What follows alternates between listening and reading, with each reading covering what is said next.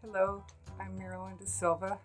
I live in Pinole, California, and I'm professor and co-chair of Jewelry and Metal Arts at California College of the Arts. I'm very honored to have been selected to have my teapot, Dwelling 2, displayed in the It Takes a Village exhibition at Nome. We were burned out of our house on March 23, 1993. At that time, I was working on a sculptural series I called Dwellings. After the fire, Dwelling became very important to me because of its reference to home. My dwelling teapot is made of pewter and has 4 small windows, 2 passages or doors, and a copper chimney which doubles as a handle. The small sharp tacks on the lid provide a form of protection, and the darkened patina described our house after the fire. The snake represents the insurance company. I donated this piece to Nome when I was selected as Master Metalsmith in 1999. I was extremely honored to be given this title, and I'm humbled to be among such an amazing group of artists. Nome is a unique and amazing museum. We are so fortunate that Jim Wallace had this vision to start what has grown to be a remarkable institution run by a remarkable group of people. Thank you for all of your hard work, and I am very honored to be part of your permanent collection. Hi, my name is Stacey Green, and I work for Boys and Girls Club of Greater Memphis, and I'm also a volunteer here at the Metal Museum. Karen Jones's Edger piece, it is really refreshing to me, and it's one of my favorite pieces because it is a functional tool that she has spent time working on and laboring over to make into an ornate piece of art. Hi, my name's Harriet Estellberman. I live in San Mateo, California. Elizabeth Brim takes the skill of forging steel and explores the idea of decorative arts with her pillow masterpiece. Women's work enters the usually male domain of forging iron with the frills and appearance of softness. Yet this pillow is as hard as steel. Take this pillow and shove over. Make space for Elizabeth Brim, who makes no apology for the domestic sphere. Hi, my name is Nikki Richie. I'm an artist living in Memphis, Tennessee, and I chose The Hollow Land by Cosette Phillips as my favorite cast sculpture at the Metal Museum. I feel this sculpture really drew me in and felt like a whirlpool in the center, just pulling me into the piece. And then when I realized that it had bark around the outside and it was sort of a cross-section of a tree, I just started to think about microcosms and how it looked almost like a lake and water ripples and maybe a whole universe inside of that little slice of tree. And anyway, I just really enjoyed it, and I think it's really beautiful, and it broadened my mind. Howdy, my name is Jack DeSilva from Pinole, California. I teach Jewelry and Metal Arts at City College of San Francisco. I'd like to say a few words about Complicit by Monica Coyne. Monica is a member of the California Blacksmithing Association. That's where I first met her a number of years ago. I've always admired her work. Her ability to use the plasticity of the material to create such amazing figures that almost seem alive. There's so much energy in them. The gestures, the position, the composition, remarkable. I only wish that I could achieve such mastery of the form as she has.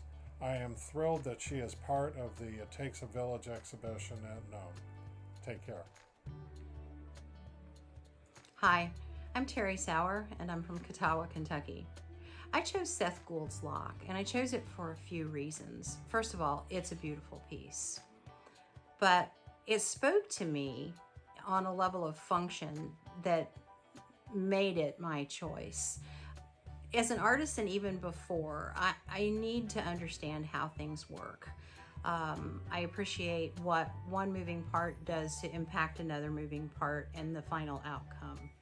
His intentional decision to leave those openings so you could see inside that lock and see how it functioned answered those questions for me. It's a beautiful piece, and I'm very happy I got to see it, and thank you for letting me talk about it a little bit. Hello, my name is Grace Stewart, and I live in Alexandria, Virginia. I chose Karen Jones's Edger as my favorite functional object for this exhibition because I love that it's a tool that questions its own existence. By adding damascene to a found tool, Karen not only adds a layer of beautiful ornamentation to this object, but she also begins a critical dialogue about affordability, accessibility, and the value we place on both handmade objects and utilitarian objects. Personally, I love the idea of having art that I get to use, that I get to have function in my daily life. I think it adds a level of beauty and elegance to what could otherwise be mundane tasks.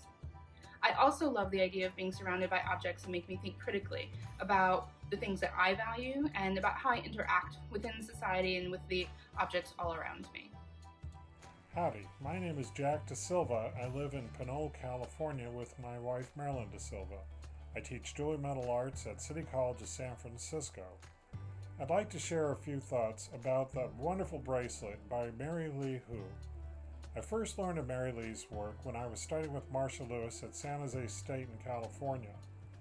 Marcia introduced us a myriad of American metal artists I had never heard before, and Mary Lee was one of the most prominent.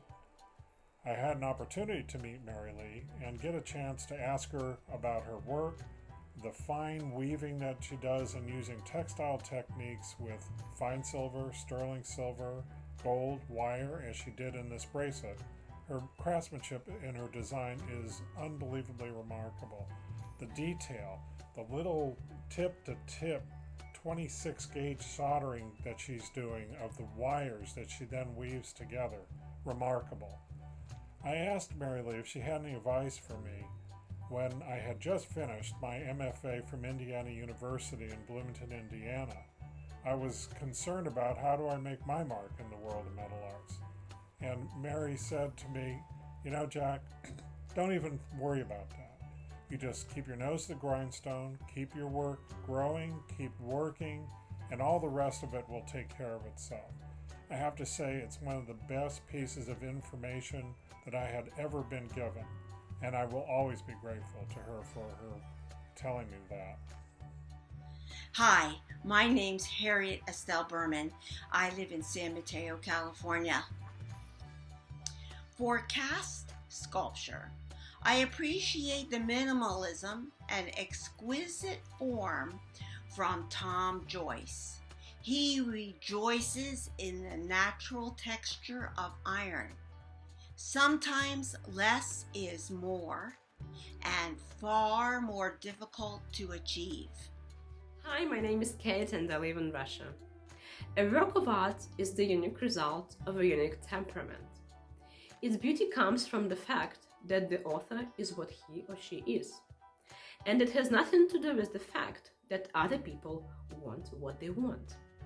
And also, Oscar Wilde said that indeed, the moment that an artist takes notice of what other people want and tries to supply the demand, he or she ceases to be an artist and becomes a dull or an amusing craftsman, an honest or a dishonest tradesman. I chose Monica Cohen's Complicit as my favorite food sculpture because I feel that Monica's art is a soul expressing itself in a material form. And that complicated form that Monica absolutely professionally shapes from metal is so full of life that I want to look at it over and over again. Hi, my name's Harriet Estellberman. I live in San Mateo, California. Mary Lee Hu has taken a simple technique for her art jewelry. Working in an example of virtuosity, she continues to explore woven wire techniques with a clear vision that practice and experimentation over a lifetime can produce fine and remarkable results.